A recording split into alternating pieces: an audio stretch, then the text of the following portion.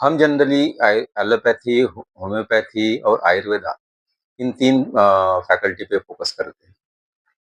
क्योंकि हर बार एक कोई पैथी आपको तुरंत आराम देगी ऐसा ज़रूरी नहीं होता। जिस वक़्त आपको एलोपैथी की ज़रूरत है, उस वक़्त आपको एलोपैथी लेना है।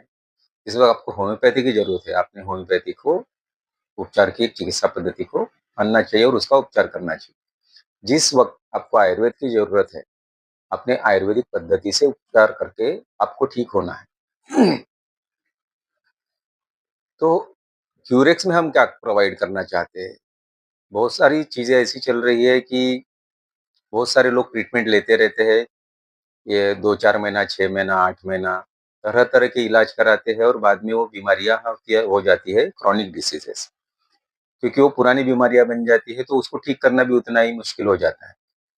तो अगर मुश्किल बीमारियों को ठीक करना है, तो उसका प्रॉपर मैनेजमेंट करना पड़ता है।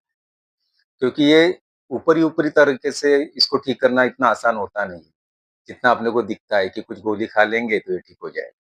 लेकिन इतना आसान होता नहीं है, इसको प्रॉपर तरीके से ठीक करना होता है क्योंकि जो भी पुरानी बीमारियाँ होती है वो एक बॉडी स्ट्रक्चर को पकड़ती है, फिर उसके साथ में वो दूसरा सेकेंडरी पार्ट पकड़ती है।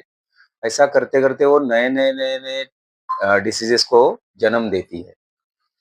तो अपना मेन फैकल्टी ये है कि जो आपको भविष्य में चीज़ें होने वाली है, जैसे एक चीज़ आपकी बिगड़ गई कोई, जैसे समझ लो आपको आर्थराइटिस हो गया।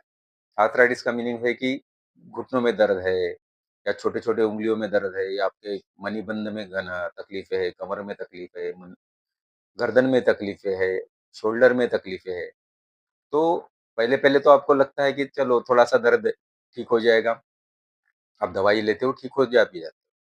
लेकिन बाय द टाइम वो ऐसी चीज़ें हो जाती है कि बाद में वो बार-बार दर्द उठना शुरू हो जाता है, दर्द उठने के बाद आप फिर से गोलियाँ शुरू करते हो। फिर ये गोली काम नहीं करती तो डॉक्टर आपको दूसरी गोली देते हैं, दूसरी के साथ में आपको तीसरी गोली देते हैं।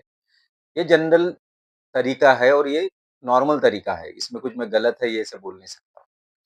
तो आपको क्यूरेक्स में ये पुरानी बीमारियों से आपको ठीक करने के लिए हम आपको ट्रीटमेंट प्रोवाइड करते हैं, जो आपको अच्छे तरीके से लेना होता है और डॉक्टर की पूरी सलाह मानते हुए आप अगर इसका ट्रीटमेंट लेते हो जितना दिन तक लेना चाहिए, क्योंकि जनरली पेशेंट ही डिसाइड करता है कि मुझे 2 महीने में ठीक होना है या 6 महीने में ठीक होना है, लेकिन ऐसा होता नहीं है। आपको ये जानना ज़रूरी है कि कोई भी बीमारी ठीक होने के लिए आपको उतना वक़्त देना पड़ेगा, जितना उसको रिक्वायर्ड है।